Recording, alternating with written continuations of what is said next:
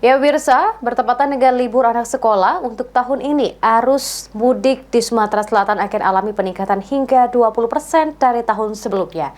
Dengan puncak arus mudik diperkirakan dari tanggal 25 Maret hingga 28 Maret. Menjadi sebuah tradisi saat Lebaran, mudik selalu dilakukan oleh umat Muslim guna berkunjung dan bersilaturahmi dengan sanak keluarga. Untuk tahun ini, mudik Lebaran diperkirakan alami peningkatan hingga 20% dari tahun sebelumnya. Karena bertepatan dengan hari libur anak sekolah, serta ada cuti bersama yang panjang.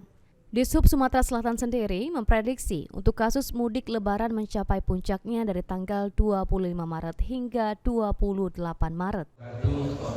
Selamat sore Bapak Ibu hadirin sekalian.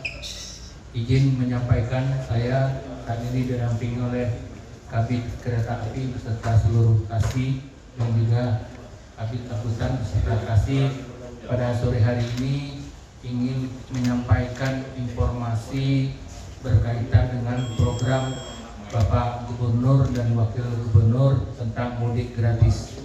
Dishub Sumatera Selatan sendiri memprediksi untuk kasus mudik Lebaran mencapai puncaknya dari tanggal 25 Maret hingga 28 Maret.